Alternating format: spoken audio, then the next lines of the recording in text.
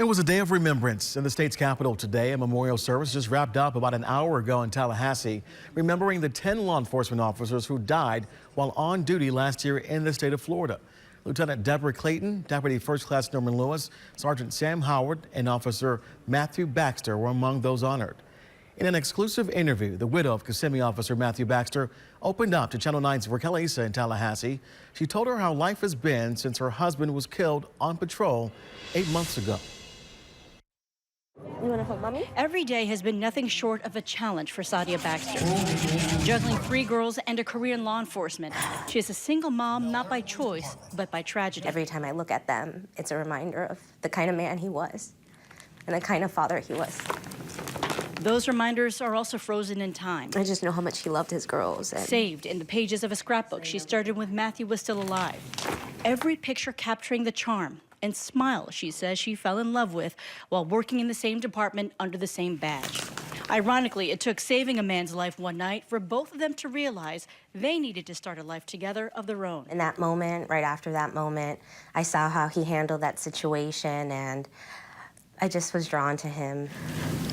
But his badge is now retired, and a replica now hangs next to the wedding ring he wore. On the back, reminders from a love note Matthew wrote to her a month before he died. 5 things to always remember.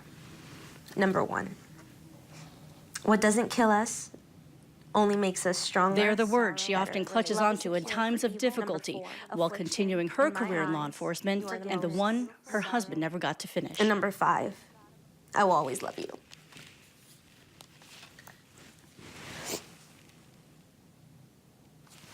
It's not easy to read those words. No. No. But I'm glad that I have them. Reporting in Tallahassee, Raquel Asa, Channel 9 Eyewitness News. And tomorrow, the Days of Remembrance will wrap up with a memorial march down the streets of Tallahassee.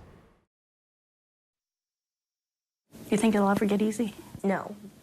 I don't think it'll ever get easier. The wife of a murdered Kissimmee police officer told only Eyewitness News she was listening on her police radio the night Matthew Baxter was fatally shot in the line of duty.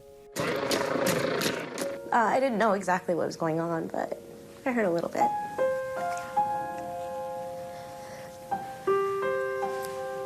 How hard was that? It was very difficult.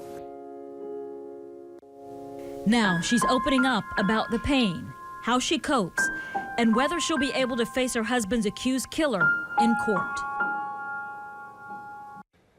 Channel 9's Raquel Asa went to Tallahassee to talk with Sadia Baxter. Baxter was at the state capitol for a series of memorials that paid tribute to her husband and 10 other officers killed in the line of duty last year. And as she told her story to Raquel, she talked about how she often takes her strength from the strength she sees in the widows of other officers. They say you have to walk a mile in someone's shoes to know where they're coming from or where they've been. It's the case with every person in this crowd. Each represents one of 10 officers lost in a year. Sadia Baxter walks for her husband, Matthew. Every time I put my gun and badge on, I'm reminded of who my husband was. I'm proud to serve this community. I can tell even 8 months after everything, it's still hard to talk about it. Oh, yeah. You think it'll ever get easy? No. I don't think it'll ever get easier. What she holds close to her heart eases that pain. His wedding ring hangs next to a replica of his retired badge, a badge both Sadia and Matthew wore together while working for the Kissimmee Police Department, making it equally hard to tune out the night her husband died. It was one of my last days at Kissimmee. I had already been hired with the Florida Department of Law Enforcement, but I still had my radio. When you say you still had your radio, did you turn it on that night? I did.